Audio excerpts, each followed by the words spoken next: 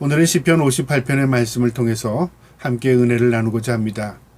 이 시편 58편의 성경적인 배경으로 사무엘하 15장을 드는데요.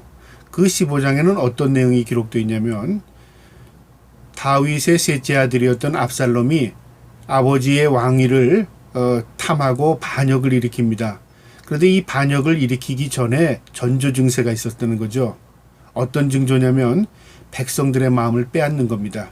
그러니까 아버지를 향한 백성들의 마음을 다 자신이 도둑질하는 겁니다. 그것뿐만 아니라 국내 대신들 가운데서도 자신을 따를 수 있는 사람이 누군가 그것을 이렇게 지켜보고 어느 순간에 그들의 마음을 다 자기를 따르게 하는 거죠. 그런 전조 증세가 있을 때에 다윗이 아마 영적으로 눈치를 챘던 것 같습니다. 그리고 하나님 앞에 호소하는 내용이 이 58편의 시편인데요. 이 시편을 통해서 공의를 세우시고 정의를 드러내시는 그 하나님 앞에 호소하는 다윗의 마음을 읽을 수 있기를 축복합니다. 오늘 시편 58편 1절에 통치자들아 너희가 정의를 말해야 하거늘 어찌 잠잠하냐, 인자들아 너희가 올바르게 판단하여야 하거늘 어찌 잠잠하냐. 권력을 가진 자들아, 백성들아, 정의를 세우고 공의를 세우는 일에 한마음을 이루고 올바르게 판단하고 올바르게 정의를 실현해야 함에도 불구하고 왜 모두 다 잠잠하냐 그 말이죠. 왜 아무 말도 하지 않느냐 그 말이죠. 그러니까 영적으로 무뎌지는 겁니다. 그 다음에 2절에요. 아직도 너희가 중심에 악을 행하며 땅에서 너희 손으로 폭력을 달아주는도다. 오히려 잠잠할 뿐만 아니라 그들의 마음의 중심에 악을 행하고 폭력을 행한답니다. 그러니까 세상이 점점 타락하고 공의가 점점 없어지고 그리고 악이 득세하는 것을 보면 하나님의 심판이 다가오는구나. 그거를 우리가 눈치챌 수 있는 겁니다. 이 다윗도 영적으로 보니까 자신이 왕으로 있는 나라이지만 어느 순간에 국내 대신들이 눈치를 슬슬 보면서 공의를 행하지 않아요. 또 백성들도 뭔가의 권력의 힘에 의해서 잠잠해진다 그 말이죠. 다윗도 아마 그런 걸 눈치챘던 것 같습니다. 그래서 하나님 앞에 호소하는 겁니다. 3절에 악인은 모태에서부터 멀어졌으며 나면서부터 곁길로 나아가 거짓을 말하는도다. 악인은 태어날 때부터 악인이다 그 말이죠. 그러니까 우리가 그것을 구별하는 것이지 악인을 선인으로 만들고 그들이 좋은 길로 갈 때를 기다리고 하는 게 아니라 그 말입니다. 우리가 악에 속해서는 되지 않습니다. 우리가 악한 존재였으나 하나님께서 우리를 구원하셔서 선한 백성으로 삼으셨습니다. 그래서 우리가 선하게 살아야 할 의무가 있는 겁니다. 선하게 살아야 할 당위성이 있는 겁니다. 왜요? 하나님이 우리를 택하셨기 때문에. 악인은 태어날 때부터 악했답니다. 그들의 특징을 4절에 이렇게 기록하는데요. 그들은 독은 뱀의 독 같으며 그들의 귀는 막은 귀머거리 독사 같으니. 독인데 독을 품고 있는 뱀 같고 또 귀를 막았다는 건 뭐냐? 누구의 말도 듣지 않는 악으로 치닫는 자들의 모습을 말하는 겁니다. 악이 아주 관영하고 악으로 물든 사람들이라 그 말이죠. 5절에 술사에 흘리는 소리도 듣지 않고 능숙한 술객의 요술도 따르지 아니하는 독사도다. 이 독을 품은 독사들은 훈련되지 않은 독사들이라 그 말이죠. 술사들이나 술객들이 이 뱀을 훈련시켜서 이 뱀의 꼬리를 들게 하고 뱀의 머리를 들어서 피리 소리에 춤을 추게 하고 하는 그런 고대에는 그런 술사들 술객들이 있었거든요. 그런데 어떤 술사든 술객들도 이 독사를 훈련시키지 못한다는 거죠. 악이 그렇다 그 말이죠. 악이 통제를 하거나 악이 절제하는 일이 아니라 악은 악으로 치닫는다 그 말입니다. 그걸 지금 상징적으로 이렇게 표현한 겁니다. 6절에 하나님이여 그들의 입에서 이를 꺾으소서 여호와여 젊은 사자의 어금니를 꺾어내시며 하나님만이 그들을 통제할 수 있습니다. 하나님만이 그들을 절제시킬 수 있습니다. 하나님만이 그들을 심판할 수 있습니다. 하나님께 다윗이 호소하는 겁니다. 7절에 그들이 급히 흐르는 물같이 사라지게 하시며 겨누는 화살이 꺾임 같게 하시며 흐르는 물이 사라지게 하면 흔적도 없어지게 하시고 그리고 그들이 준비한 화살이 꺾여서 아무 쓸모없게 하소서. 하나님께 호소하는 거죠. 그러니까 어떤 상황이 일어나기 전에 뭔지는 모르지만 하나님 그들이 어떤 악한 계획을 하고 있을지라도 하나님 막으시고 그들의 계획을 다 수포로 돌아가게 하시고 꺾어서 하나님 소멸하게 하소서 하나님께 호소하는 겁니다. 8절에 소멸하여 가는 달팽이 같고 달팽이 같게 하시며 만세 때지 못하여 출생한 아이가 햇빛을 보지 못함 같게 하소서.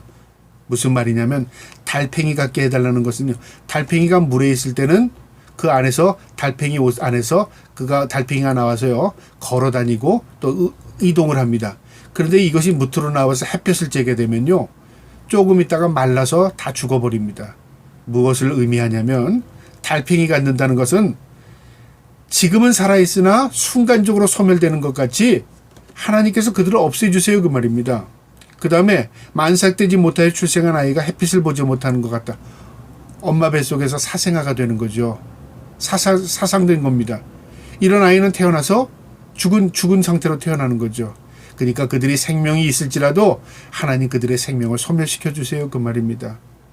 9절에 가시나무 불이 가마를 뜨겁게 하기 전에 생나무든지 불붙은 나무든지 강한 바람으로 흐트러지게 하소서. 하나님 어떠한 불길도 하나님 강한 바람으로 흐트러지게 하옵소서. 불이 붙지 않게 해주세요. 미연에 막아주세요. 하나님 어떤 일인지 알 수 없지만 하나님께서 그들의 모든 계획이 수포로 돌아가게 하소서 하나님께 간구하는 것입니다. 우리가 세상 일들을 다 판단할 수 없습니다. 또 세상이 어떻게 앞으로 움직여 갈지는 우리는 누구도 예측 불가능합니다. 그런데 우리가 할 수 있는 것은요, 손 놓고 있는 게 아닙니다. 하나님 어떻게 세상이 움직여지고 어떻게 세상이 변할지 우리는 알 수 없지만 하나님의 선한 손길이 우리를 이끌어가게 하시고 하나님의 선한 손길이 이 나라를 주님의 은혜로 세워갈 수 있는 나라 되게 해달라고 나라와 우리 자신을 위해서 기도해야 하는 것입니다. 왜요? 하나님은 세상을 창조하시고 지금도 다스리시고 지금도 하나님께서 역사를 주관하시기 때문에 그렇습니다. 그래서 하나님께 맡겨야 하는 것입니다. 10절에 의인이 악인의 보복당함을 보고 기뻐하여 그들의 발을 악인의 피에 씻음이로다. 의인이 악인의 보복당함을 무엇을 말하냐면요, 자신이 보복한 게 아닙니다. 자신이 원수를 갚은 게 아니고 자신이 어떤 걸 해결한 게 아닙니다. 의인, 하나님 앞에 택한 받는 자들 의인이라고 할 수 있죠. 이 의인이 악인의 보복당함을 누구에게 보복당했을까요? 내가 보복했습니까? 그 말이 아니라 하나님의 심판으로 그들이 벌을 받는 것을 보게 된다 그 말이죠. 그래서 발이 악인의 피에 씻었다는 것은 전쟁을 상징적으로 의미하는데요. 승리하게 되면 얼마나 그 전쟁이 심했는지 적군이 다 죽어서 피를 흘렸는데 그 피에 승리자들이 발을 적십니다. 그러니까 피바다가 된 거죠. 그러니까 이걸 상징적으로 의미한 건데 악인의 승리가 악인의 이 패배가 의인의 승리와 비교할 수 없는 그 참혹한 그 악인의 그 심판을 보게 될 것이다. 그것을 다윗은 지금 상징적으로 이렇게 표현한 것입니다. 내가 지금은 어떤 상황인지 알 수 없으나 하나님께서 승리하게 하실 것이다. 반드시 이것을 막아줄 것이다. 하나님의 공의가 드러날 것이다. 하나님께 맡기는 것입니다. 마지막 11절에 보면요. 그때 사람의 말이 진실로 의인에게 갚음이 있고 진실로 땅에서 심판하시는 하나님이 계시다 하리로다. 하나님께서 공의를 드러내시고 하나님의 심판이 이루어지게 되면 세상의 모든 사람들이 하나님이 살아계셨구나. 하나님이 저 사람의 억울함을 갚아주셨구나.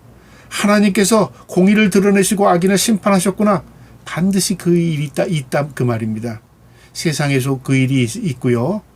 궁극적으로 마지막 때 주님이 이 땅에 오시면 그 일은 만천하에 드러나게 됩니다. 그래서 우리는 공의 앞에 호소하는 것입니다. 하나님께 우리의 모든 문제를 내맡기고 호소하는 것입니다.